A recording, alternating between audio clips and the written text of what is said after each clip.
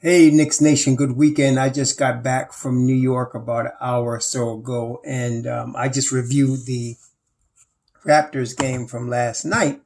I wanted to do that before the Milwaukee game tomorrow. Okay, so now there was a basketball game, and before I do that, let me, with all of this hubbub, first of all, I want to thank all of you guys who were praying for my family and giving me your condolences. Greatly appreciated. My cousin really appreciated it. She, it was hard, difficult situation, a sudden death of her husband, and she's been through a lot, and she's being very strong. And I want to thank you all for your thoughts and prayers for her. Really, it's for her because it was her, my cousin's husband, that suddenly passed. So I want to thank you all for that. Also, let me not forget blessings upon those also that are working in the healthcare field, trying to save lives. Blessings upon those that are out picking up garbage to keep our streets and sidewalks clean. Blessings also upon those that make deliveries for us even on the weekends for our convenience. Double blessings on those trying to help the victims of prostitution, the victims of pornography, the victims of child prostitution and child pornography. It's even a shame that these things exist, but they do. And the victims also of child molestation and pedophilia. And those victims also that are also usually the same as human trafficking victims, as well as sex slavery victims. They just found in Georgia this past weekend a slavery operation where they were killing people, raping the women, and forcing labor in some remote area of Georgia. The FBI just uncovered it. And these type of things are going on in the United States and all over the world, unfortunately. So I say blessings upon those that are the victims of these things and double curses on the perpetrators. Finally, blessings on the homeless, nearly 600,000 people in the United States without a roof over their head tonight, and millions around the world in the same or worse conditions. Blessings upon them also. For theirs, the poor and the victims, theirs is the kingdom. And blessings upon those trying to help. So there was a basketball game Friday night. The New York Knicks lost by 3 to the Toronto Raptors. And I want to tell you, I got a lot to say about this game, but let me start off. I did not see the game. But when I looked at the score and I looked at the summary first. I didn't see the game, I looked at the summary and I saw that in the first quarter, the Knicks were outscored 31-14. I did not yet see the game, so I want to tell you, I was fully expecting to watch the first quarter. What I did is I watched the condensed version of every possession, and I analyzed and read. And my wife's telling me, she's watching me yell at the TV and pause and look at what's breaking down on every possession. And I encourage you to do that. Look at every possession of the game and watch the breakdown, and you'll understand what I'm about to say. So I fully expected, without looking at the game, to see, okay, Evan Fournier was getting destroyed. And that's why we got down. He's the weak link on the defense as far as I saw so far. But I was wrong.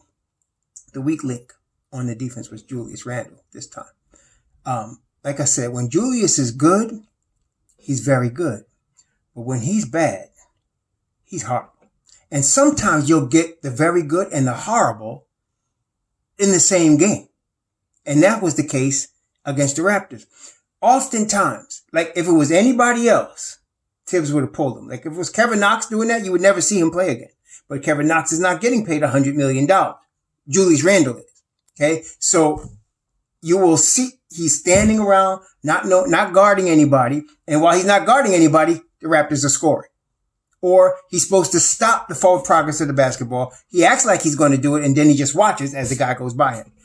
It was very horrifying to watch. Then there's other times where he's busting his butt on the boards and he's giving his all and he's making the right pass. Then there's other times when he's over dribbling. He goes into the middle of the paint in 3 guys and he gets stripped.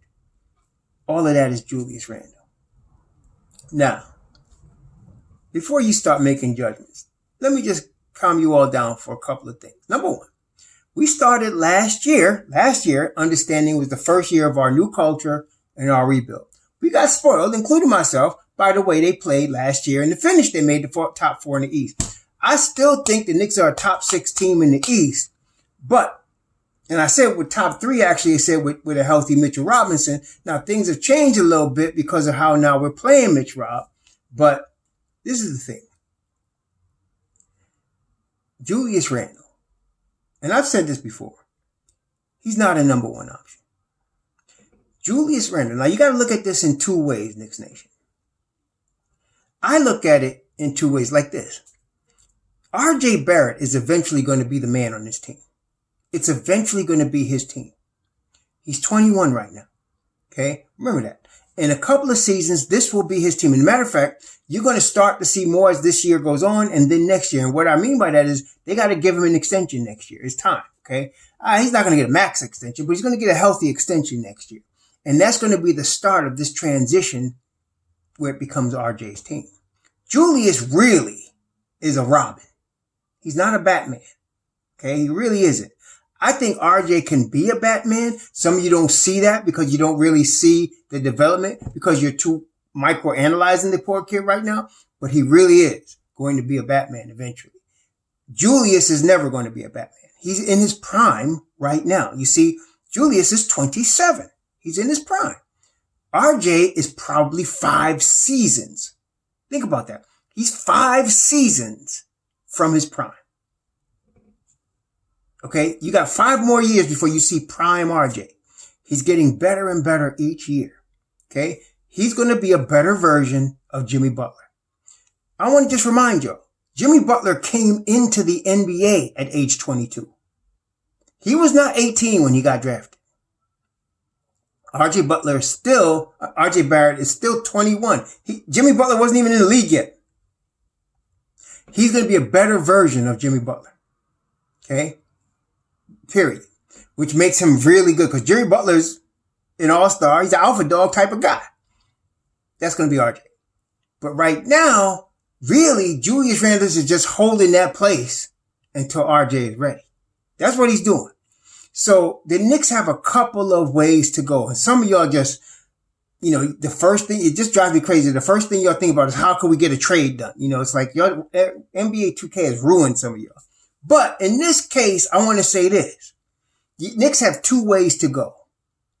They could trade to Julius Randle and bring in another player. Let's say it was a Ben Simmons, some combination of Julius and throw in somebody like a Alec Burks. And you might get a Ben Simmons because, I think you can consider Julius, arguable, top 25. He was all NBA last year. So Philly is looking for a top 25. So maybe you can trade a Julius with a Avery and you now bring in a Ben Simmons at age like 25. You have RJ Barrett. Your defense automatically gets better, right? Now you give that 4 spot to Obi, right? You could do that. Or you could wait and you could let RJ develop and you could let Grimes and Deuce and Obi and Quickly, you could let them all develop and let them slowly, organically take over the team. Because look, right now, we know. I've never said the Knicks were a championship team right now. I said we are pushing. Some of y'all get this twisted. Our goal is to push for the Eastern Conference Finals. I don't think we're going to make it, but if we push for it, maybe we get into the second round. You understand? We're in the second year of the rebuild. So that's what I'm talking about. So we have a choice now. They could trade, and Julius would be the guy to trade. Not any of this is the problem. I'm not trading RJ. I'm not trading Mitchell Robinson. I'm not trading any of our young guys. That's our core. And I don't think we need to if we're going to trade to get a Ben Simmons. That's the only guy really that's out there right now. I don't want Damian Lillard. I am not paying him $50 million at age 35. I'm sorry. No. But Ben Simmons, throw in a couple of draft picks, first rounders, Julius Randle, Alec Burks. I can see that. So now, if you all that are hungry for that, you can speed up the whole thing right now. You can speed it up because Ben Simmons puts us forward. We still are the gang that can't shoot straight with Ben Simmons, but it gets us in a stronger position, definitely in the East. I don't know they're going to do that. I don't know. I just don't see them doing it. I could understand why you might consider that if you wanted to fast forward the rebuild. I think Tom would probably not cry about that because he wants to win now. But on the other hand, like Fournier is not the long-term solution at the 2 guard spot. He's not our championship 2 guard. Quentin Grimes is. So he's really just keeping that spot warm until Grimes takes over. That's what he's doing. Whether it's this year, next year, it's within the next 3 years for sure, Grimes is going to take over. So that's what he's doing. So if you look at it like that, so you say, okay, Quentin Grimes is eventually going to take over. Deuce McBride is eventually going to be in the rotation, if not take over the point guard spot, if they don't get a Ben Simmons type guy. And then, of course, Obi's going to eventually be our 4. That's the future. And RJ is going to be our guy. He's going to be the face of the team. He's going to be the guy. Okay. The Jimmy Butler 2.0. That's 2 or 3 seasons from now. So if you can look at it that way, that's why you're going to struggle with the Knicks right now. Okay. That's happening, obviously. Because Julius is not your guy. He's not your guy that's going to bring you to the promised land. He's just not that guy. He's in his prime. And like I said, if he was playing next to Batman, you might have something. Okay. If he's playing next to Batman, now you got, you might be talking Eastern Conference Finals or better, but we don't have that. Okay. And it's not going to happen. I don't see them getting a Damian Lillard. Brandon Ingram, I don't know if he helps us get there. Okay. I don't think he helps us get there. And who are we going to give up I don't want to give up no youth. I'm not giving up youth. And so to me, since Julius is considered top 25, I think we could do that. I think we could if we wanted to do that, but I don't see the Knicks doing that.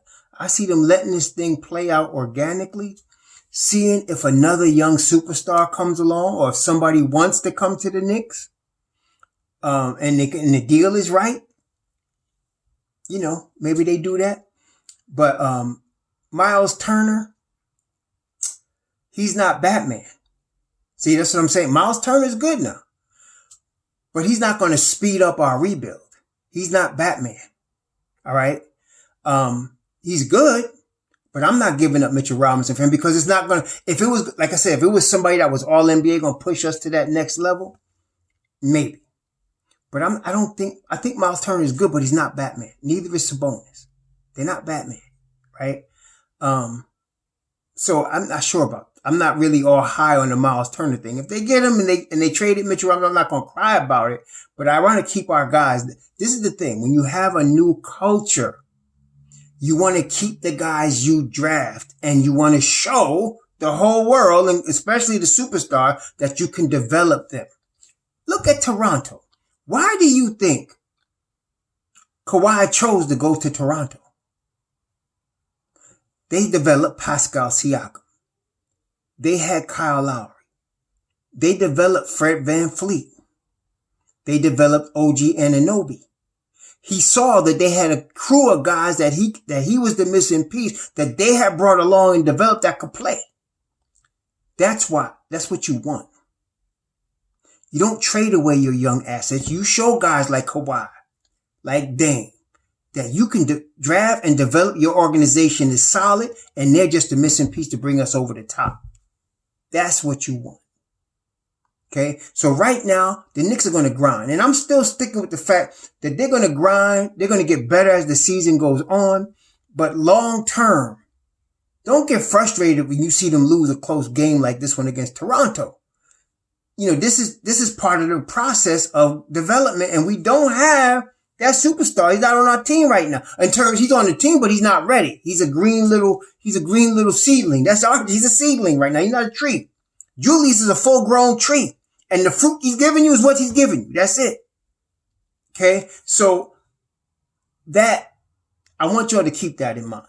All of these trade rumors are going around. We don't want to just trade just to make a trade, just to make a deal. We want something that's going to move us forward in some kind of way. And I'm not going to argue. Some of y'all going to make the argument, well, Miles Turner could do that. Maybe he could. But I wouldn't make that deal. I would stick with our team. I would keep developing Mitchell Robinson. I would keep If they want Nerlens, he's in his prime or even past it. So you want him? Okay. And now you have Mitchell and Miles. I like that. But I'm not trading none of the guys I drafted that are my young players. I'm not doing that. That's why you got Alec Burks, Nerlens Noel, on those 3-year deals. That's what you got them for. Or even Irvin Fournier. You could trade some of them. I'm not trading my young guy. I'm not trading my Nuggets. I'm not doing it. Okay. So what I'm saying, I'll trade the draft picks that we accumulated. We could trade them now if they want that. Okay. But I want to develop our youth, our Nuggets, and keep going forward. We're not winning no championship this year. We just want to see them push into the playoffs, grind it, and get better. Right? And then next year, RJ's ready for that extension. He's taking that next step. He's starting to take it already. Okay, some of y'all just don't see because you too close to the forest to see the trees. But he's coming. I'm not worried about RJ.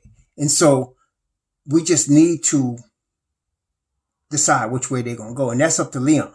Not up to me, not up to you. Leon going to decide.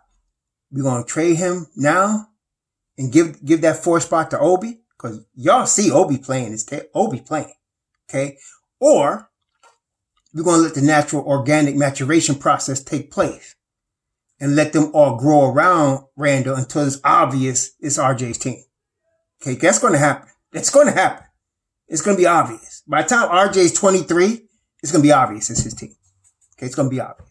But up until then, we got to just grind. So now they play Toronto and they actually, outside of the first quarter, pretty much outplayed Toronto. The second, third, fourth quarter, the Knicks outscored them. They were outplaying them. And they really was right there. Julius Randle 3 that was in and out right there. They had a possession before that where they didn't get a good shot where they could have tied it. Julius's 3 would have won it. Then RJ even at the buzzer had a good look for a 3. So we was right there. Just that first quarter where Julius was they were not stopping the ball. And not only that, Alec Burke. Now, and I watched the game. It wasn't that Alec Burke was stopped by the Raptors. He just had a bad game. I mean, he's entitled. He's not a superstar. But if we'd have got at least double figures from Alec Burke, we won that game. We'd win that game. How many times have you seen Alec Burke only score 1 point in the Knicks uniform? It doesn't happen that often. Now, I'll give the Raptors some credit. They play tough defense. I ain't gonna front. But the whole Alec Burke to 1 point, I could see 10 or 11 or 12. But he was 1 of 7, or was it 0 for 7? He was something like that. It was like one of them, like, yeesh, like that. I mean, Alec Burke was 0 for 7 from the field, 0 for 3 from 3, 1 for 2 from the line. Yeah, and he was still only -1 with all of that. So you're not going to catch a whole bunch of Alec Burke games like that, right? So we'd have won that game. Alec Burke gets us 10 points. We'd have won that game, but he didn't. So it is what it is. But it's not a horrible showing by the Knicks like it was the other night against Indiana, where you wouldn't turn the TV off. They was in this game all the way. And the bench, of course, the bench scored 39 points. The bench scored 39 points. That's work right there. All of the bench, your Mitchell Robinson, Derrick Rose, Manuel Quickly, Obi Toppin, they was all positive. They was all positive, man. All of those guys, plus Mitchell Robinson +6, Derrick Rose +8, Manuel Quickly +9, Obi Toppin +6. They were good, man. They were good. And the starters were all negative. The best of them was Alec Burke, who only scored, like I said, 1 point. He was -1. Julius is -10. RJ -9. Evan -12,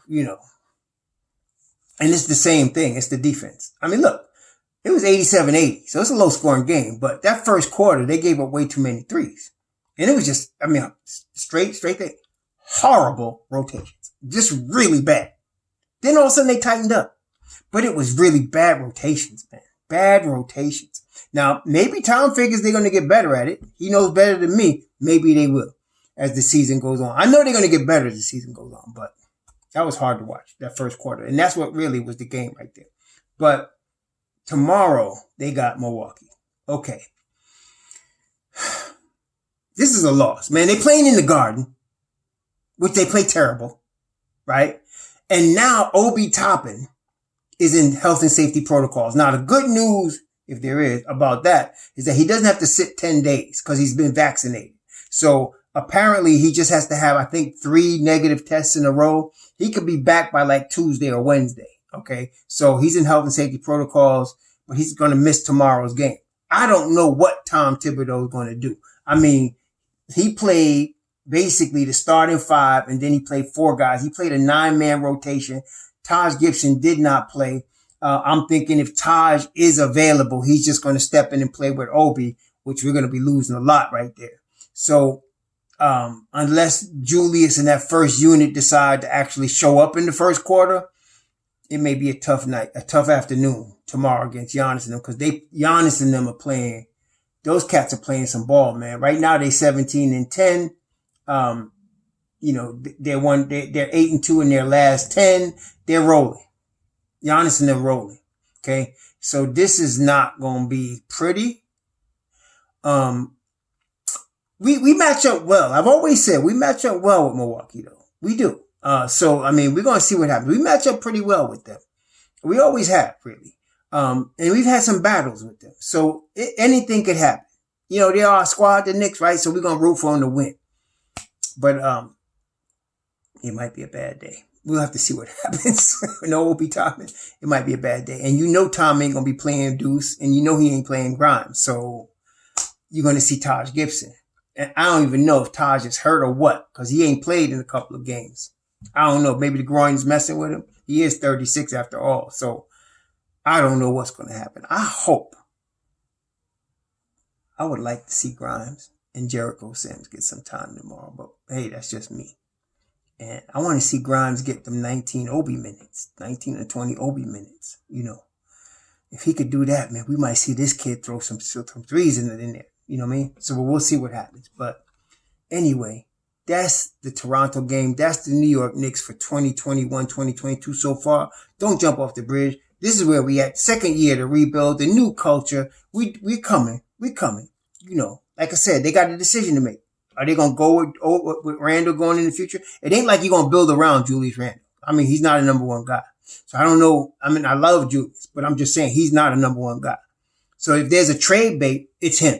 All right. And he's the top 25 guy we can market out there. And like I said, we could throw Alec Burke with him to Philadelphia if they want to do that. Okay. And then a couple of number 1 draft picks, which we can afford to give up. A couple of number 1 draft picks. Boom. Done. Okay. That's what I'm saying. If they would take that. But they're asking for a top 25 guy. There he is. Okay. So, I don't know. Or let the natural organic process take place. RJ eventually will be Batman. You're going to build around him. You got the little seedlings already around him. They're all coming up together. 2 seasons from now, you're going to see some stuff, right? But we'll see what happens. The trade deadline begins. The trade year begins in 4 days. I think it's Wednesday, the 15th. It starts. So anytime after that, you're going to see some stuff. Some of y'all still whining. Some of y'all still biting hard on Kemba's nutsack. I mean, and I'm not saying Kemba's done in terms of, you just can't play him and Evan Fournier together. You take Evan out the starting lineup, you replace him with somebody that can play some defense, then you might be able to deal with a Kemba Walker. But don't tell me Kemba Walker out there with Evan Fournier. No. Okay? No. Okay? I don't know what they're going to do, though. Kemba might be on another team by the end of the week. Okay? I don't know. But we're going to see what happens. But anyway, for our Hebrew remnant, middle of the weekend, again, thank you all for your prayers and condolences. My cousin really felt that. She really, lost her husband. It was not easy. Thank you all again. Have a safe weekend. We'll talk again on Monday after the Knicks play this Milwaukee game. This is going to be a tough one. Maybe they'll surprise us. So